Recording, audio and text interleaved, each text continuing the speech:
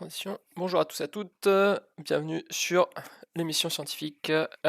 Donc ce soir, on va parler de la pression encore une fois, mais ce qu'on n'a pas encore abordé sur la pression, c'est quand il y a du mouvement. Essentiellement quand on parle d'écoulement, c'est-à-dire que l'air ou un gaz ou un liquide sont en train de s'écouler, en train de bouger, et donc voir qu'est-ce qui se passe à ce moment-là. Et donc, euh, concrètement, ça veut dire quoi? On va parler de F1, on va parler d'avion, on va parler de trucs comme ça, et même on en gardera un petit peu pour dimanche. Et dimanche, on verra, on parlera de foot et de trucs comme ça. Bon, j'en reparlerai à la fin de l'émission, de ce qu'on dira dimanche. Et pour vous montrer un petit peu une toute petite expérience rigolote que vous pouvez montrer, c'est très facile à faire, vous montrer chez vous pour impressionner en société. Quand je souffle sur une feuille comme ça la monte. Ok, j'ai soufflé dessous la feuille, ça l'a poussé, ça l'a monté. Ça, c'est pas très impressionnant. Ok, je vais faire la même chose, mais je vais souffler dessus la feuille maintenant.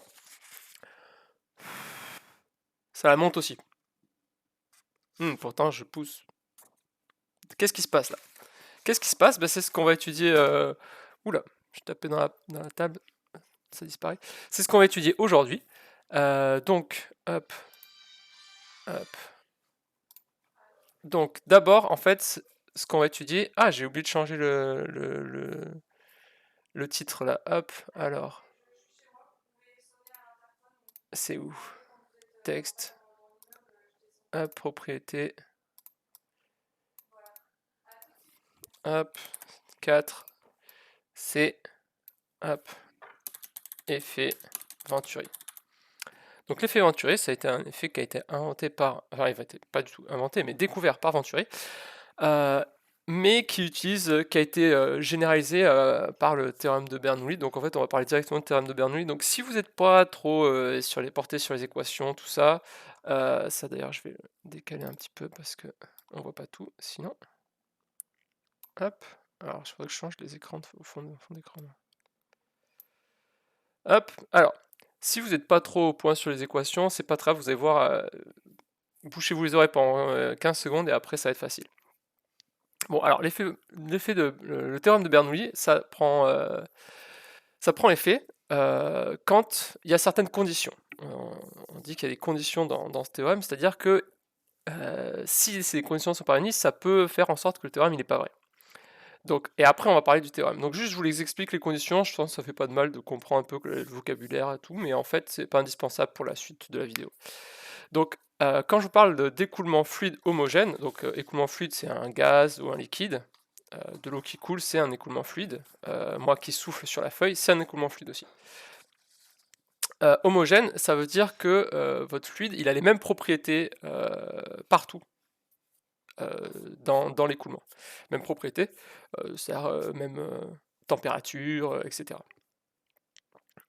Ensuite,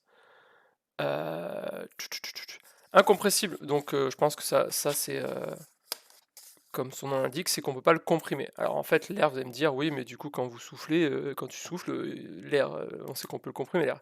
Oui, mais du coup, pendant cet écoulement-là, il n'est pas comprimé, en fait. C'est ça la chose.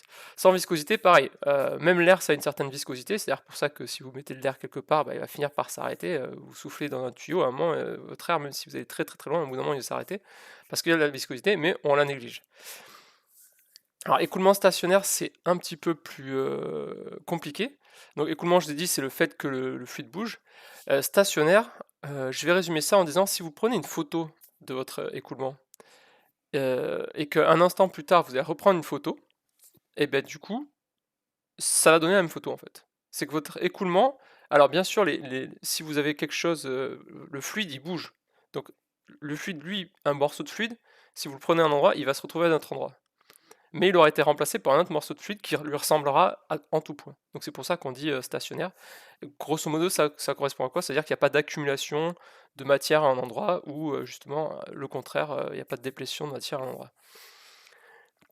Ok, alors maintenant l'équation. Donc c'est une équation, bon, c'est pas une équation très compliquée, mais c'est quand même, voilà. Donc c'est v carré, v c'est la vitesse, divisé par 2, mon 2, bon, il n'est pas très bien fait, plus gz, g c'est la constante de gravitation, c'est 9,81 si vous êtes au niveau de la mer. Z c'est l'altitude. Bon, ce terme-là, en général, on va pas le regarder parce que c'est la statique des fluides, c'est ce qu'on avait déjà vu dans une vidéo précédente quand on avait parlé de la plongée sous-marine, etc. Donc c'est pas ce qui va nous intéresser le plus. Donc ça c'est la pression. Pression divisée par ρ. Ρ c'est la masse volumique, donc la masse volumique de l'air dans la ambiance c'est 1 kg par mètre cube, la masse volumique de l'eau c'est 1000 kg par mètre cube. Bon voilà, en général c'est une constante sur un écoulement, surtout s'il est incompressible. Et donc ça c'est une constante. Donc ce qu'on dit c'est que dans un écoulement, la somme de tous ces termes est une constante. Donc je vous ai fait un petit disons schéma d'un écoulement ici là. Et donc vous pouvez prendre plusieurs points dans votre écoulement. Et donc là, c'est sur une ligne de courant. Enfin, une ligne de courant, c'est un peu compliqué, mais en gros, c'est pas tout à fait vrai, mais dans ce cas, oui. C'est comme si c'était le trajet d'un petit bout de liquide qu'on suit et il ferait ce trajet-là. En fait, c'est pas tout à fait ça en général, mais bon. Et donc du coup, en A, en B, en C, le long de cette ligne de courant, bah, ce sera toujours vrai. Cette égalité, ce sera constant. Donc vous aurez vitesse en A au carré plus G fois Z plus la pression en A divisé par ρ est égal à vitesse en B au carré plus. Et la même chose pour C. En fait, c'est compliqué, il y a beaucoup de termes et tout, paniquez pas. En fait, c'est très simple. Ce qu'on va retenir de ça, je crois que je l'ai mis dans une autre. Hop. Ce qu'on va retenir de ça, c'est ce qu'on utilise pour l'effet Venturi. Hop, encore une fois. Ce qu'on utilise pour l'effet Venturi, c'est-à-dire juste que si la vitesse augmente, ça veut dire que la pression diminue. Parce que, je vous le fais sur la précédente, si la somme de tout ça c'est constant, lui on a dit ce terme-là on va l'oublier, il est pas important dans l'étude que nous on va faire. On change pas d'altitude très haut dans l'altitude, on va pas d'une montagne à la mer quand on fait ce genre d'études là. Bah du coup si P il augmente, bah, pour que la somme des deux soit constante, ça veut dire que V il diminue. Ou le contraire. Si V augmente, bah, ça veut dire que P il diminue dans un écoulement. Donc du coup, si on revient sur notre effet Venturi, donc ça c'est ce que Venturi avait découvert, mais après ça a été généralisé par l'équation avec Bernoulli. Donc si V augmente, P diminue. Et donc ça, sur un écoulement, il a découvert lui. Ouais, il y a mon petit qui fait un peu que des problèmes d'estomac là. Donc ça va un peu être gênant, mais on va faire avec. Hein. Donc si vous avez une certaine section ici et une autre section ici, en fait le débit, comme c'est stationnaire, votre débit va être le même. C'est-à-dire que ce qui passe par là, pendant un instant donné, ça va être la même chose que ce qui se passe par là. Or là, il y a plus de surface, donc vous avez besoin de moins de vitesse. Donc là, vous allez avoir une vitesse qui est plus grande. Donne-le-moi dans les bras. Hein. Voilà, petite pause technique. Voilà, viens petit gars. Viens petit gars. Tu vas être célèbre. Tu vas être une star de Twitch. Oh oui, oh oui. Oh oui, je sais. Oh oui, je sais. Allez, viens. T'as mal au ventre? T'as mal au ventre. Voilà. Ok. Alors, voilà. Je l'ai mis en bandoulière. Donc, du coup, alors je suis main gauche. Ah, j'aurais dû la mettre dans l'autre main. C'est pas grave. Donc là, comme la section ici est plus grande, bah, vous avez besoin de moins grande vitesse. Là, comme la section est plus petite, vous avez besoin d'une plus grande vitesse. Donc là, c'est-à-dire que votre fluide, là, il va plus vite. Quand les lignes de courant se resserrent comme ça, il va plus vite, votre fluide. Du coup, s'il va plus vite, la pression est plus basse. Mais du coup, si la pression est plus basse, là, ça c'est ce qu'on va voir, c'est un peu comme un tube de Pitot, ce qu'on appelle un tube de Pitot. Ce qui se passe, c'est que du coup, bah, la hauteur ici est pas la même, puisque vous vous rappelez que la première façon qu'on avait de mesurer une pression, c'était le baromètre. Donc si là le liquide il va haut, c'est parce qu'il y a beaucoup de pression ici, que là il y a moins de pression. Donc ça va avoir des effets, le fait que quand la vitesse est plus grande pour un fluide, la pression est plus petite et vice versa, ça va avoir beaucoup d'effets à des endroits assez inattendus. Alors déjà, hop, je vais vous montrer ça, c'est ce que c'est l'expérience de Venturi. Il fait passer, et c'est lui qui a dessiné ça, je trouve ça assez rigolo de voir les documents d'époque, ils écrivaient bien à l'époque. Hein. Il fait passer du vent ici, là, de l'air, et comme la section ici elle est plus petite, ça veut dire que l'air va plus vite. Donc il y a moins de pression ici, Et s'il y a moins de pression, du coup, le fluide, il monte, appuyé par la pression atmosphérique ici. Donc là, vous avez... peut-être que je devrais le faire avec... Attendez. On va le faire comme ça. Viens par là, mon petit... Oui, oui, oui. Hop, hop, hop. Hop, on va pas t'étrangler avec le fil-fil. Je vais le faire avec les... Voilà, ça... Hop. On s'embrouille, là. Hein. Chut, oui, je sais. Je sais. Hop. Alors, si je fais avec ça, je peux vous faire un schéma. Ce sera plus simple. Ouais, je sais, je sais. Ah, ça, c'est mes schémas de préparation de mes cours. Truc sur l'électricité. Non, on n'est plus sur ce thème-là. On est sur ce thème-là. Hop. Et donc, ici... Là, ici, vous avez une grande vitesse, ici. Et là, vous avez une petite vitesse. Du coup, là, ici, pression faible, P petit. Et là, P grand. P, il est plus grand. Si là, vous avez une pression qui est faible, vous avez une petite pression qui appuie ici. Là, vous avez une grande pression qui appuie ici. Et donc là, ça, c'est la pression atmosphérique, ici, c'est la même partout. Bah, du coup, la différence de hauteur, là, c'est dû à la différence de pression entre là et là. Donc, bon, ça, voilà. Ça, c'est pour le petit côté... Oh, ben non, ben non. Ça, c'est pour le petit côté historique. Maintenant, revenons-en à l'explication. Du coup, notre feuille, là. Je l'ai dit, si je souffle... Si je souffle, ça la fait monter. Alors, comment, avec ce que je viens de vous dire, on explique ça? Hop. Alors, bah du coup, on va ouvrir. Hop, ne pas enregistrer. Hop, si je souffle sur ma feuille, là. Donc, si vous voulez, là, c'est le schéma, je l'ai préparé à l'avance. Ça tombe bien, parce que j'ai plus qu'une main, là. Quand je souffle dessus, si vous voyez, si je souffle trop, il se passe quasiment rien. Faut que je souffle bien dessus. Pourquoi? Parce que si je souffle bien dessus, comme ça, alors, je vais avoir... Alors là, j'ai fait schématiquement, hein, l'air, il part pas comme ça, il part comme ça aussi. Et donc, du coup, là, ici, vous avez les lignes de champ qui se resserrent. Donc, en fait, vos lignes de courant qui se resserrent. Donc là, en fait, vous avez une vitesse qui est plus grande ici que là. Et que là. Là, il y a une petite faible. Alors, vous me direz, oui, mais alors du coup, là, donc la pression ici, à la fin, ici, là, la pression qu'on a, là, à la fin, là, ici, là, ça, c'est la pression atmosphérique. Ça, c'est P atm. Et là, ici, la pression, elle est inférieure à P atmosphérique, puisque la vitesse est plus grande. Vitesse plus grande, pression plus faible. Donc du coup, si votre vitesse, elle est plus... la pression, elle est plus faible, là, ici, vous avez la pression atmosphérique, ici. Ici, ça c'est pression... Ah, mais je suis bête parce que je l'avais expliqué. Bon, c'est pas grave. Là, ici, c'est pression atmosphérique. Donc si vous avez une pression ici qui est plus faible que la pression atmosphérique, bah, les pressions qui normalement sont censées se compenser, comme ça, bah ici, là, vous allez avoir une force qui est plus grande. Donc ça pousse votre feuille vers le haut. C'est ça qui se passe. Ça pousse la feuille vers le haut. Ah, j'ai perdu mon stylo. Donc, hop. Alors normalement, j'avais, en fait, je l'avais remis là.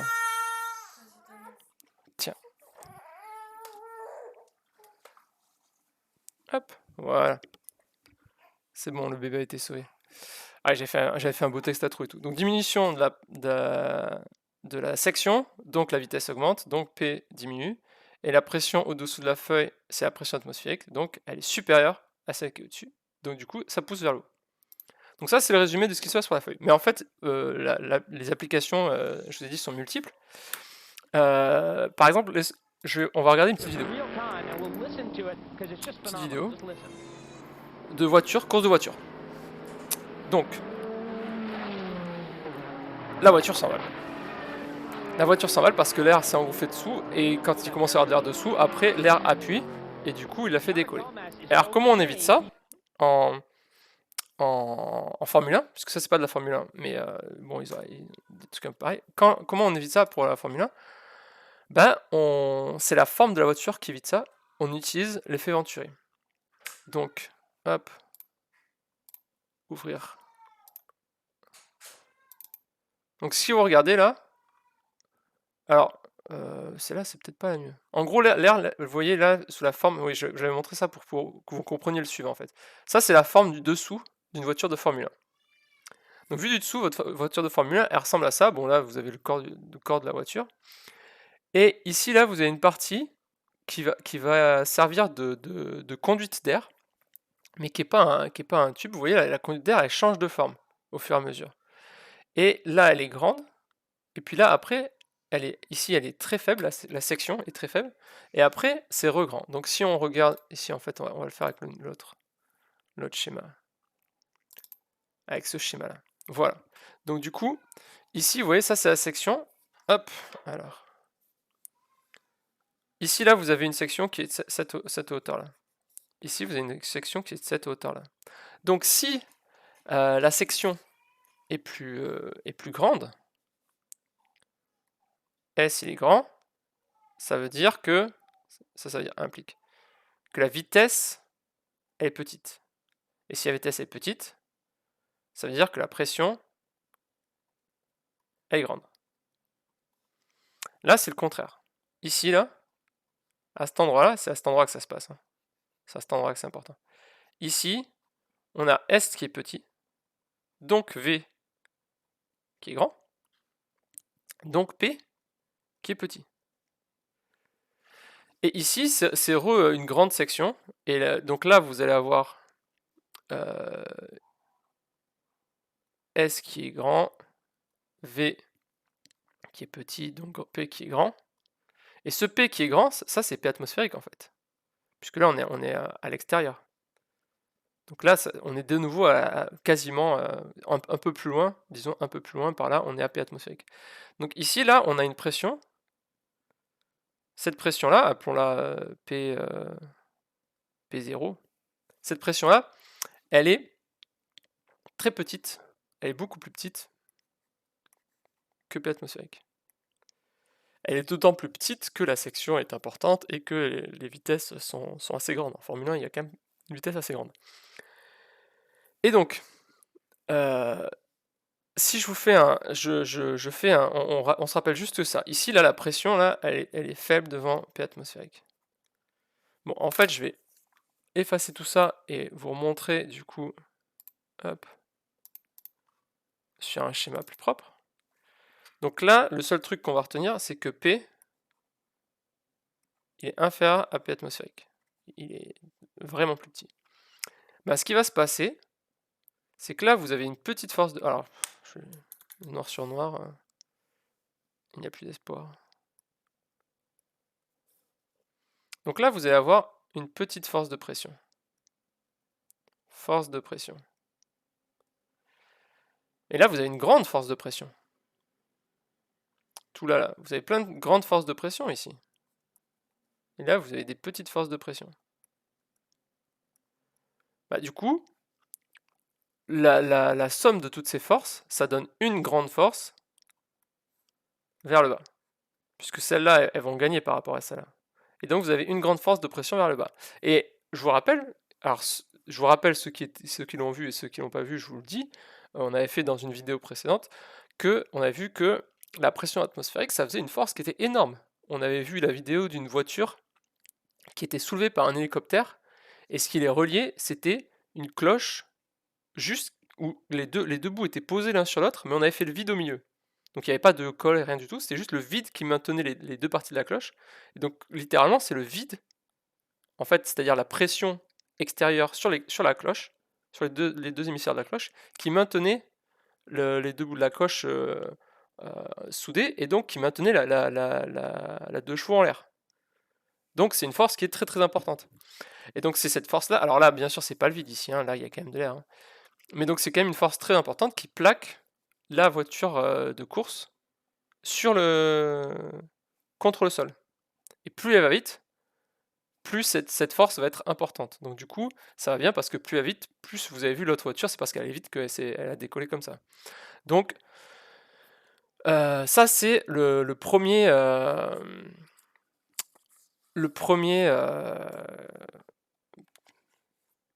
un des exemples, le premier exemple que je vous donne concret de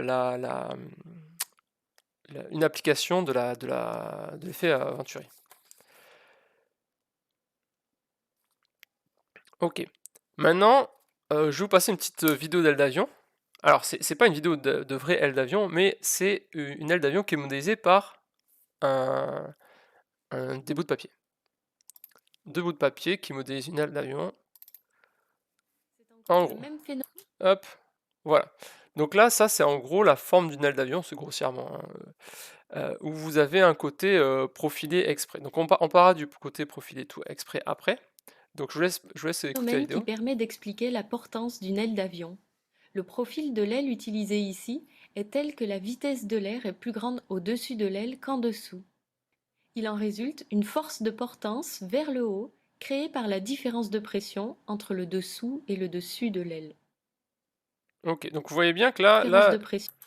c'est pas de la triche, hein. Le sèche-cheveux, il n'est pas en train de pousser juste comme tout à l'heure quand j'avais dit la feuille, si je fais comme ça soulève. C'est pas ça qui se passe, hein. Là, le sèche-cheveux, il est vraiment en train de souffler sur toute l'aile. Et donc, bah, plutôt de ce côté-là, du coup. Il est en train de sécher sur toute l'aile. Et donc ça, comment on l'explique avec un petit schéma? Comment on l'explique avec un petit schéma? Hop, donc j'ai représenté l'aile d'avion, donc j'ai un peu préfait le schéma parce que j'avais pas envie de faire ça en direct, sur des ratés. Donc là, vous avez c'est grosso modo le vent qui arrive depuis le sèche-cheveux, imaginons qu'il est tout droit, il arrive comme ça, avec une certaine vitesse. Là, en dessous, il se passe pas grand-chose, puisque du coup, c'est à peu près plat, donc c'est comme si il se passait rien. Là, votre air, il est comme ça, c'est toujours la même vitesse, c'est toujours la même vitesse, c'est toujours la même vitesse. J'écris pas très droit, mais voilà, c'est toujours la même vitesse. Mais ici, là, on a dit que la section, là, ça c'est la section, elle est petite. Donc si la section est petite, on a dit que la vitesse était encore plus grande. Donc là, vous avez une grande vitesse ici. La vitesse, ça c'est V prime si vous voulez. Là, vous avez une grande vitesse ici. Grande vitesse, grande vitesse. Là, un peu moins grande. Un peu moins grande. Et là, un peu moins grande aussi. Mais donc ici, vous avez une grande vitesse, donc P faible. Et là, vous avez une vitesse qui est toujours la même. Donc vous avez la pression atmosphérique ici, ici. Bah, ici, vous avez aussi la pression atmosphérique. Donc là, vous avez, ça c'est inférieur à P atmosphérique. Donc la pression atmosphérique, elle fait une force comme ça. La pression ici de l'air, mais qui n'est pas à la pression atmosphérique, elle fait une petite force comme ça. La somme des deux, ça fait une force comme ça. Donc ça, c'est la force de la somme des forces de pression sur votre aile. Et donc du coup, bah, c'est pour ça que ça la soulève. C'est pour ça que ça soulève votre aile. Et donc c'est comme ça que sont soulevés les avions. Alors, en fait, j'ai cru comprendre que, en faisant mes recherches, que c'était plus compliqué que ça. Il y a deux phénomènes. Alors mince, je voulais faire par là. Hop. Il y a un autre phénomène. En fait, en général, ce phénomène ne suffit pas à soulever les avions commerciaux, tout ça. Il y a plusieurs phénomènes qui interviennent. Donc il y a celui-là qui existe. Et il y a aussi le phénomène de, bah, si vous envoyez de l'air très fort, comme ça, bah, il va repartir comme ça. Parce qu'en quelque sorte, il rebondit sur votre aile. C'est très schématique, mais c'est l'idée. Il rebondit sur votre aile. Et donc, ce qu'il en résulte, c'est que lui, il va subir une force comme ça, votre avion, du coup. Puisque si l'air, il part, ça c'est la troisième loi de Newton, hein, qui dit que quand vous avez une action, sur un objet fait une action sur quelque chose, bah du coup, il y a une réaction, c'est-à-dire que l'autre objet fait le truc inverse. Donc si lui, pour avoir courbé l'air, pour lui avoir fait changer de trajectoire comme ça, c'est-à-dire qu'il a appuyé vers le bas. C'est-à-dire que lui, il a eu du coup un truc vers le haut. Donc ça, c'est le deuxième effet qui permet de porter l'air. Et par contre, et du coup, ça, pour le coup, c'est effectivement le côté, si je souffle, ça soulève. Celui que vous connaissez tous. Donc ça, c'est l'aile d'avion. Alors, on peut voir d'autres trucs. Alors, une expérience qui est vraiment très très impressionnante, c'est... L'effet Venturi permet Alors, aussi hop, d'expliquer comment c'est avec une balle de ping-pong. Faut quand même qu'on le voit. Donc là, ce qui se passe, c'est que... on peut faire léviter. Je vais couper le son parce que je veux parler en même temps. en fait, là, il y a un sèche-cheveux et un gobelet percé. Et donc ce gobelet percé, il sert vraiment à canaliser l'air pour que ce soit plus efficient. Et donc là, vous avez vu, alors on va repasser. Là, la balle, elle est pas collée au départ, hein. La balle est pas collée. Hop. Alors, un morceau de pixel là, qu'est-ce qui se passe? Attendez, on revient. Donc vous avez vu que la balle, elle s'est mise elle a été aspirée par le sèche-cheveux. Je vous rappelle que c'est un sèche-cheveux. Un sèche-cheveux, ça souffle, hein, ça n'aspire pas. Alors si vous mettez de l'autre côté, ça aspire forcément pour pouvoir souffler. Mais là, on est du côté qui souffle, hein. On est du côté qui souffle. Donc là, votre balle, vous attendez à ce que si vous soufflez sur une balle, bah, elle s'en va. Vous faites tous les jours de votre vie, vous mettez une balle de ping-pong sur une table, vous soufflez dessus, vous allez voir, elle s'en va. Ça, c'est sûr que ça va fonctionner comme ça. Mais là, on est dans un cas très particulier, où du coup, la balle de ping-pong, elle va être aspirée. Alors, aspirée, c'est pas bien le terme, mais elle va être soulevée en fait. Alors là, une autre expérience qui peut être rigolote à faire, c'est que du coup, c'est un peu le même principe. Sauf que là, du coup, vous soufflez sur la balle de ping-pong. Pour le coup, c'est vraiment le souffle qui maintient la balle de ping-pong en l'air, pas l'effet Venturi dont on parle. Par contre, ce qui se passe, c'est que quand on penche là, normalement, le souffle, la balle de ping-pong là, elle part, elle devrait partir là. Elle est poussée. Pourquoi elle s'en va pas? Ça, c'est à cause de l'effet Venturi. Donc voilà, ça c'est un truc qui est assez rigolo à faire. Alors j'ai pas de balle de ping-pong chez moi, j'aurais dû m'en procurer, mais pas mal de choses à faire. Donc, comment on explique ça? Comment on explique ça? Le ping-pong. Hop. La balle de ping-pong. Alors en fait, ce qui se passe, c'est que donc ça c'est le sèche-cheveux. J'espère que vous avez compris. Hop, ça c'est le sèche-cheveux.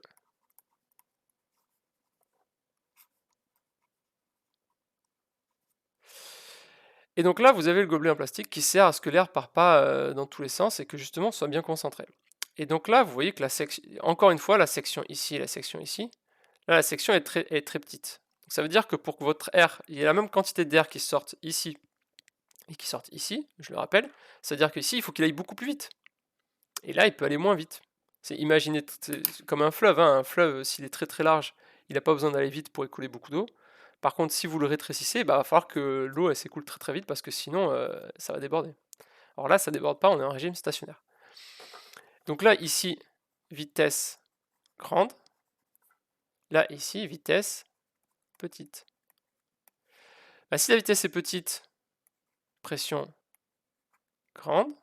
Et si la pression, elle est petite.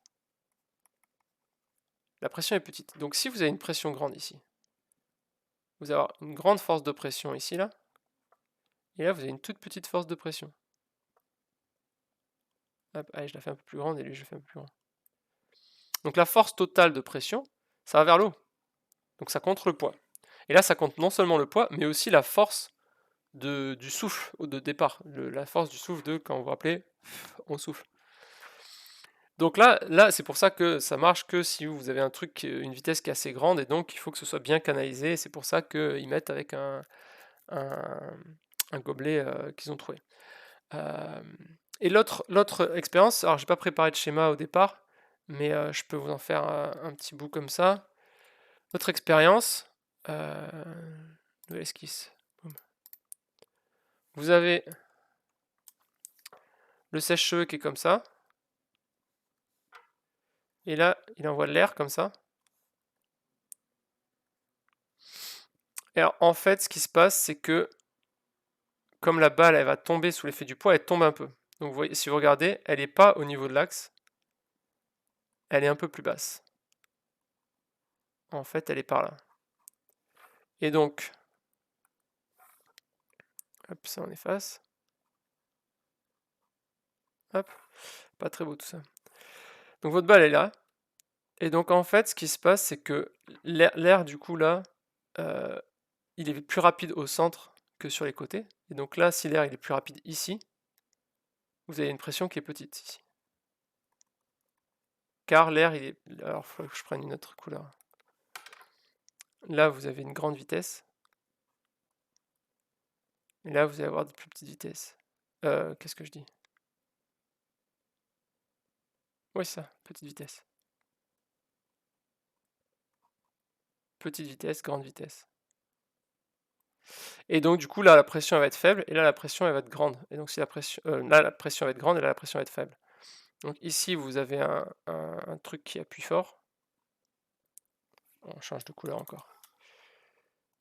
Hop, non jaune ça se verra jamais. Ici vous avez un truc qui appuie fort et ici vous avez un truc qui appuie très faiblement. Et donc à la fin, c'est pour ça que ça compense le poids. Bon, c'est pas très beau, mais je vais déjà expliquer l'autre, donc voilà.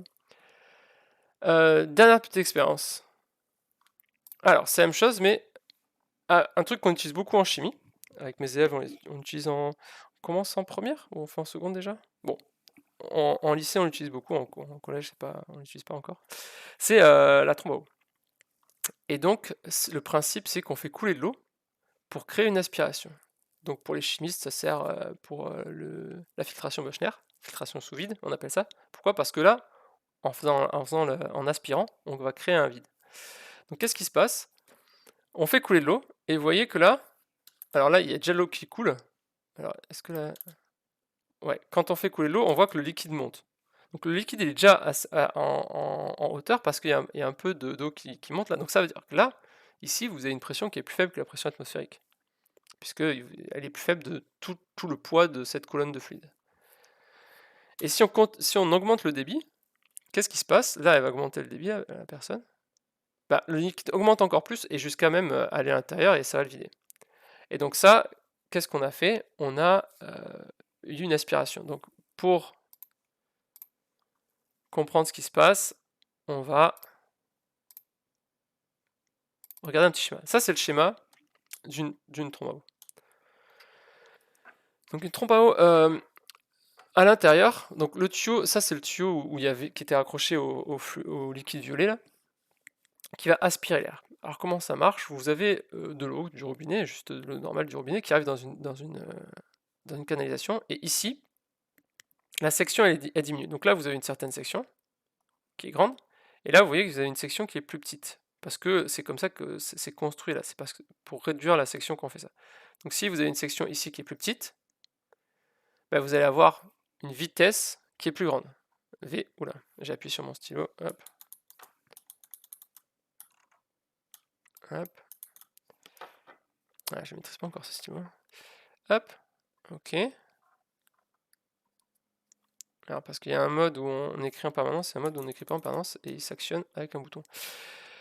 Donc là, ici vous avez une vitesse qui est grande, donc la pression qui est plus petite qu'ailleurs. Et si la pression elle est plus petite, bah du coup, ça va aspirer l'air qui est là, l'air qui est autour. Là au départ l'air est de pression atmosphérique, mais si vous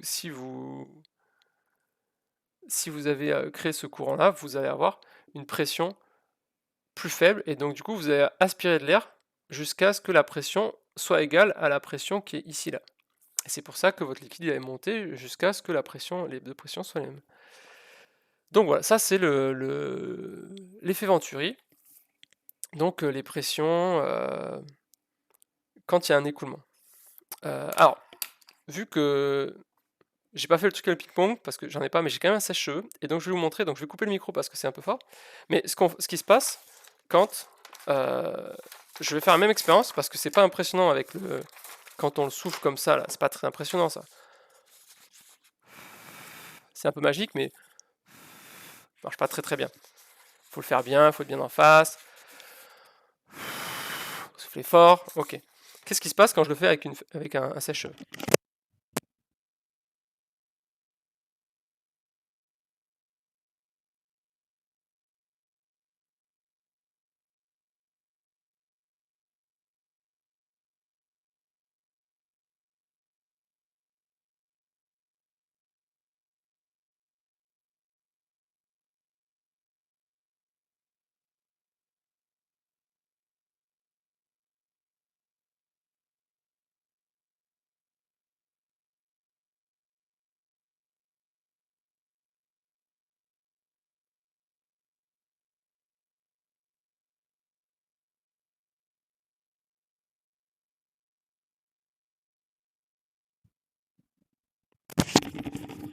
Alors, Donc voilà, donc c'est pour ça que vous avez vu là, la feuille, au lieu de faire vaguement je me soulève un petit peu, elle va, vous voulez la pression, la différence de pression est énorme, donc la feuille elle est soulevée, vous pourriez faire ça avec des feuilles du coup un peu plus lourdes, etc.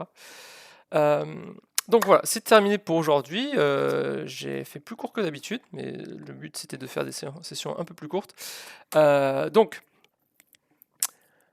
alors pas la semaine prochaine, dimanche à 14h, je vais du coup refaire le dernier sur la pression. On va parler on va toujours utiliser le terme de Bernoulli, mais on va parler de football.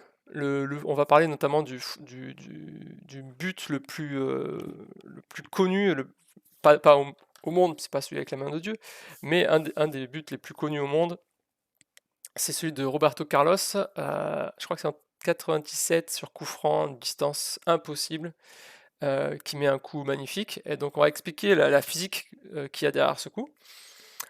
On parlera aussi de un truc qui a failli percer, qui finalement n'a pas été, mais qui est assez rigolo à voir, c'est des voiliers électriques. On va voir comment ça marche, un voilier sans voile, comment ça fonctionne, comment on fait pour avancer avec le vent sans avoir de voile. Donc ça, ce sera dimanche. Et après, on passera au son. Donc voilà, la musique, tout ça, comment ça marche. Ok, ben je vous souhaite une bonne soirée à tous et je vous dis à dimanche.